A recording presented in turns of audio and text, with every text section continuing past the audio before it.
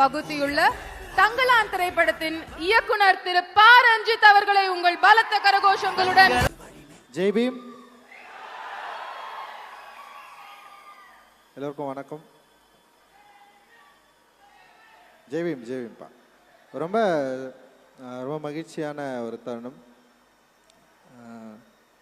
அட்டகத்தியில் Sivakumar sir கூட ஆரம்பித்த அந்த ஜேர்னி அண்டு ஞானவேல் சார் மூலமாக ரொம்ப ரொம்ப ஸ்ட்ராங்காக வந்து இந்த தமிழ் சினிமாவுக்கு நான் வந்து அறிமுகமானேன். ஸோ அந்த அட்டகத்தையுமே வந்து ஒரு அன்காம்ப்ரமைஸ்டு ஒர்க்கு, அதை அக்செப்ட் பண்ணிக்கிட்டு எனக்கு ஒரு பெரிய சப்போர்ட் கொடுத்து இவ்வளோ தூரம் கொண்டு வந்து என்னுடைய வளர்ச்சியில் மிக முக்கியமான ஒரு ஆளாக ஞானவேல் சார் இருக்கார். அவரை மறக்கக்கூடாது அப்படின்றதுக்காக உருவாக்கப்பட்டது தான் தங்கலான் அப்படின்னு நான் நினைக்கிறேன்.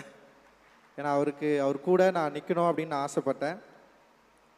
தங்கலான் படம் வந்து அவர் கூட தான் நம்ம சார்பட்டா முடிஞ்சதுக்கப்புறம் வந்து எனக்கு நிறைய வாய்ப்புகள் வந்தது. நிறைய பேர் வந்து படம் பண்ணலான்னு கேட்டாங்க. லைக் அந்த டைமில் வந்து நான் வந்து ஞானவேல் சார் கூட தான் நான் படம் பண்ண போகிறேன் அப்படின்னு சொல்லிட்டு நான் வந்து முடிவெடுத்தேன். அவர் கூட சேர்ந்து இருக்கணும்னு நான் அந்த தருணத்தில் நான் வந்து விருப்பப்பட்டேன். இந்த படம் ஆரம்பிக்கிறப்ப கூட நிறைய பேர் வந்து என்கிட்ட பேசினாங்க, ஏன் ஞானவேல் கூட ஒர்க் பண்ணணும், நிறைய ப்ராப்ளம் இருக்குது அதெல்லாம் சொன்னாங்க. ஆனால் வந்து நான் அவர் கூட பண்ணணும்னு சொல்லிட்டு நான் முடிவெடுத்துட்டேன். ஏன்னா எனக்கு தோணுச்சு அது அப்படி இருக்கணும் அப்படின்னு நான் நினச்சேன்.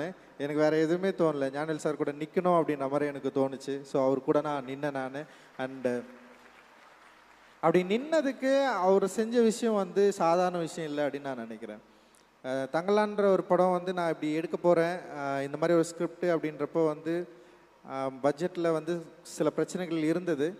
ஆனால் வந்து ஞானவேல் சார் வந்து படம் முடிகிற வரைக்கும் லைக் வந்து எந்த பிரச்சனையும் இல்லாமல் அண்ட் வந்து நான் நினச்ச ஒரு படத்தை ஒரு அன்காம்ப்ரமைஸ்டாக எடுக்கிறதுக்கு பெரிய சப்போர்ட் பண்ணியிருக்காரு. அண்ட் வந்து இது வந்து ரொம்ப சாதாரண விஷயம் இல்லை, அண்ட் வந்து பெரிய விஷயம் சார். அண்ட் வந்து நீங்கள் சப்போர்ட் பண்ணதுக்கு வந்து என்னுடைய மிகப்பெரிய நன்றிகள். அந்த நன்றியை நான் வெற்றியாக கொடுக்கணுன்னு தான் ஆசைப்பட்றேன்.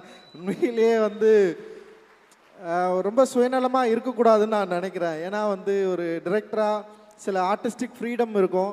அந்த ஃப்ரீடமை நான் யூஸ் பண்ணிக்கணும் மட்டும் நான் நினைக்கல. இதை ஒரு தயாரிப்பாளராக நீங்கள் என்னை நம்பினதுக்கு, ஒரு அண்ணனாக என்னை நீங்கள் வந்து நம்பினதுக்கு, அண்ட் ஒரு தம்பியாக உங்களுக்கு ஒரு வெற்றியை கொடுக்கணும்னு சொல்லிட்டு நான் வந்து ஆசைப்படுறேன். நிச்சயமாக இந்த படம் உங்களுக்கு ஒரு நீங்கள் நம்ம நினைக்கிற ஒரு வெற்றியை கொடுக்கும் அப்படின்னு நான் நம்புகிறேன். அந்த வெற்றியை உங்களுக்கு வாங்கி தருவேன் அப்படின்ற ஒரு பெரிய நம்பிக்கை எனக்கு இருக்குது. ரொம்ப மகிழ்ச்சி எனக்கு வந்து நீங்கள் சப்போர்ட் பண்ணது. ஏன்னா ஒரு தயாரிப்பாளராக நான் பார்க்கல, அண்ட் வந்து ஒரு மிகப்பெரிய எனக்கு ஒரு சப்போர்ட்டராக தான் நான் பார்க்குறேன். Thank you Gnanavel sir. And Gnanavel sir கூட இருக்கிற நேஹா மேடம் அண்ட் வந்து தனஞ்சயன் சார், அந்த டீம் எல்லாருக்குமே வந்து ஸ்டுடியோ கிரீன் டீம் எல்லாருக்குமே பெரிய நன்றிகள். நிச்சயமாக இந்த படத்தை வந்து சரியான இடத்துல நீ கொண்டு போய் சேர்ப்பீங்க அப்படின்ற பெரிய நம்பிக்கையோடு இருக்கிறோம். அண்டு ரொம்ப தேங்க்யூ. அண்ட் அவருக்கு சப்போர்ட்டாக இருக்கிற சக்தி உங்களுக்கும் என்னுடைய நன்றி. அண்டு ரொம்ப தேங்க்ஸ். அண்டு என்னென்னா சினிமாவை நம்ம பார்க்குறோம். சினிமா வந்து நம்ம லைஃப்பில் வந்து பயங்கரமாக ஒரு இன்ஃப்ளூயன்ஸ் பண்ணுது. ஸோ அந்த சினிமாவை எப்படி பயன்படுத்தணும், சினிமா என்னவா இருக்குது அப்படின்றத வந்து ஒரு என்ன சொல்கிறது, நான் காலேஜ் ஆஃப் ஃபைன் ஆர்ட்ஸ் படிக்கிறப்போ அந்த சினிமாவை சரியாக புரிஞ்சுக்கிட்டு தான் நான் சினிமாவுக்குள்ளேயே வந்தேன். நான் ஏதோ கமர்ஷியல் திரைப்படங்களை பார்த்து இல்லை வந்து நிறைய டைரக்டர்ஸ் வந்து சொல்லுவாங்க, சின்ன வயசுலேருந்தே படம் பார்த்தாங்க, சின்ன வயசுலேயே தியேட்டருக்கு போவாங்க, படமாக பார்த்துட்டு இருப்பாங்க, பார்த்து படம் பண்ண வந்தேன்னு வந்து சொல்லுவாங்க. ஆனால் நான் அப்படி இல்லை. நான் காலேஜ் ஆஃப் ஃபைன் ஆர்ட்ஸ் உள்ளே போனதுக்கப்புறம் தான் ஃபர்ஸ்ட் டைம் ஃபிலிம் ஃபெஸ்டிவல்னு சொல்லிட்டு ஒன்று நடத்துனாங்க. அந்த ஃபிலிம் ஃபெஸ்டிவலில் நான் பார்த்த உலக திரைப்படங்கள் தான் என்னை வந்து உருவாக்குச்சு. அதுதான் நான் இங்கே வந்து நின்றுருக்கேன். அதில் முக்கியமாக சில படங்கள் இருக்குது, children of heaven, life is beautiful, cinema paradise, ஒரு ரன்ரோலா ரன் சொல்லிட்டு இந்த படங்கள் எல்லாத்துக்கும் ஒரு ஈரானிய திரைப்படங்கள். இந்த படத்தில் எல்லாத்துக்குமே என்னென்னா ரொம்ப சோஷியலாக அந்த சமூகத்துடைய பிரதிபலிப்பாக அந்த திரைப்படங்கள் வந்து இருந்தது. அந்த திரைப்படங்களை பார்க்குறப்போ எனக்கு வந்து நான் ஒரு ஓவியராக இருக்கிறப்போ இந்த ஓவியம் அப்படின்ற மீடியம்லேருந்து ஏன் வந்து ஃபிலிமுக்கு வரணும் அப்படின்றத வந்து அந்த படங்கள் பார்த்ததுக்கப்புறம் தான் எனக்கு வந்து தெரிஞ்சுது. ஸோ நம்ம வந்து படம் எடுத்தால் நம்முடைய பிரச்சனைகளை வந்து பிரதிபலிக்கலாம், நம்ம லைஃப்பை வந்து பேசலாம். நம்மளுடைய சொல்லப்படாத கதைகளை வந்து நம்ம வந்து சினிமாக்குள்ளே சொல்லலாம். அண்ட் சினிமா வந்து ரொம்ப ஒரு பாப்புலராக பவர்ஃபுல்லான மீடியமாக இன்றைக்கி வந்து இருக்குது. அந்த மீடியமாக நம்ம வந்து கையில் எடுக்கிறப்போ நம்மளுடைய பிரச்சனைகளை, நம்ம சொல்லப்படாத அந்த வரலாறை மக்கள்கிட்ட ஈஸியாக கொண்டு போய் சேர்க்குற ஒரு டூலாக இந்தியாவில் சினிமா இருக்கிறதுனால தான் நான் சினிமாவை தேர்ந்தெடுத்தேன். சினிமாவை நான் தேர்ந்தெடுத்தேன், சினிமா என்ன தேர்ந்தெடுக்கலை. நான் அதை வந்து உங்களுக்கு நான் சொல்ல விரும்புகிறேன். நான் ஏன்னா இங்கே சொல்லப்படாத கதைகள் நிறைய இருந்தது, எழுத்து வடிவிலே எழுதப்படாத கதைகள் இருந்தது, வரலாற்றிலேயே குறிக்கப்படாத நிறைய பகுதிகள் இருந்தது. வரலாறை படிக்கிறப்போ என்னுடைய இந்த வரலாற்றில் நான் யார் என்பது எனக்கு ஒரு மிக முக்கியமான கேள்வியாக இருந்தது. இந்த வரலாற்றில் நான் ஏன் வந்து இப்படி இருக்கிறேன், எனக்கு ஏன் இந்த மாதிரியான பிரச்சனைகள் இருக்குது, என்னோட சேர்ந்து என்னோட மக்களுக்கு ஒரு பெரிய பகுதி மக்களுக்கு ஏன் இப்படி ஒரு அநீதி இழைக்கப்பட்டிருக்கு, ஏன் வந்து இங்கே ஒரு செப்பரேஷன் இருக்குது, ஏன் இங்கே இவ்வளவு பாகுபாடு இருக்குது, ஏன் இங்கே இவ்வளவு பிரிவினை இருக்குது, இந்த கேள்விகளுக்கான பதிலை வந்து வரலாற்று ரீதியாக நம்ம தேடுறப்ப பார்த்தீங்கன்னா வரலாறு என்பதே வந்து ஒன் சைடடாக இருக்குது. வரலாறு வந்து இந்த பாதிக்கப்பட்ட மக்கள் சைட்லேருந்து பேசவே இல்லை, அவங்களோட லாங்குவேஜ் இல்லவே இல்லை, அவங்களோட குறிப்புகள் இல்லவே இல்லை.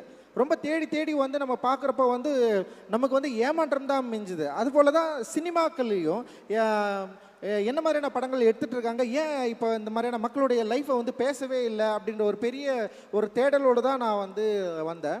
குறிப்பாக வந்து பாபாசாஹேப் அம்பேத்கருடைய தீண்டப்படாதவர்கள் யாருன்னு சொல்லிட்டு ஒரு புத்தகம் இருக்குது. அந்த புத்தகத்தை படிக்கிறப்ப தான் ஒரு ஆய்வாளன், ஒரு வரலாற்று ஆய்வாளன் மறைக்கப்பட்ட வரலாறை ஏன் உருவாக்க வேண்டிய தேவை இருக்குது, வரலாறு என்பது இங்கே என்னவா இருக்குது, வெறும் வந்து வரலாறு என்பது மரபுரியாக வந்து இல்லை வந்து இங்கே ஏற்கனவே வந்து கல்வெட்டுகளில் குறிக்கப்பட்ட எழுத்துக்கள் மட்டும்தான் வரலாறா, அல்லது சொல்ல விடாமல் மறைக்கப்பட்ட வரலாறை நம்ம எப்படி வந்து திருப்பி உருவாக்கி கொடுக்கறது. ஸோ ஒரு வரலாற்று ஆய்வாளனுக்கு அவனுடைய உணர்வும் அவனுடைய கற்பனையும் எவ்வளோ முக்கியம். அப்படி இருக்கிறப்ப அந்த உணர்வு அப்படின்றது வந்து தான் சொல்லப்படாத இருக்கிற பக்கங்களை தேடி கண்டுபிடித்து தன்னுடைய கற்பனையினுடைய உத்தியால் அதை மீள் உருவாக்கம் செய்கிறது வந்து இந்த சமூகத்துக்கு மிக முக்கியமான தேவை அப்படின்றத வந்து அவர் ஒரு டிக்ளேர் பண்ணுறாரு. ஸோ அந்த வரலாற்றின் தேவையை என்னுடைய திரைப்படங்கள் மூலமாக நான் தேடுகிற ஒரு மாணவனாக, ஒரு வரலாற்று ஆய்வாளனாக நான் இருப்பதை வந்து நான் இங்கே வந்து உங்களுக்கு முன்னாடி நான் வந்து சொல்லிக்கிறேன். ஸோ இந்த சினிமா வெறும் வரலாற்றை தேடுவதன் மூலமே மட்டுமே முடிஞ்சிருதா அப்படின்னா அப்படி இல்லை. சினிமான்றது வந்து இங்கே வந்து ஒரு பயங்கர மெயின் ஸ்ட்ரீம் மீடியமாக இருக்குது, மக்கள்கிட்ட ரொம்ப நெருக்கமாக இருக்குது, மக்கள் ரொம்ப எமோஷ்னலாக கனெக்ட் ஆகிருக்கிறாங்க. வெறும் வரலாற்று ஆய்வோ இல்லை நம்முடைய நம்பிக்கைகளோ மட்டுமே சினிமாவில் சொன்னால் அது சக்ஸஸ்ஃபுல்லாக மாறுமா அப்படின்னு எனக்கு தெரியல. ஸோ அப்படி தான் நான் உள்ளே வந்தேன். இப்படி நம்ம வந்து ஒரு புரட்சியை பண்ணிடலாம் சினிமாக்குள்ளே, வந்து நம்ம நினைக்கிற சினிமாக்குள்ளே நம்ம வந்து எடுத்துடலாம் அப்படி தான் நான் சினிமாக்குள்ளே வந்தேன். ஆனால் சினிமா வந்து அப்படியே வித்தியாசமாக இருந்தது. அதுவும் தமிழ் சினிமா போக்கு வந்து இன்னும் பயங்கர வேறுபாடாக இருந்தது, வித்தியாசமாக இருந்தது. ஸோ இங்கே வந்து நம்ம சொல்கிற கருத்துக்கள் வந்து சொல்ல முடியுமா அப்படின்ற ஒரு பயம் வந்தது.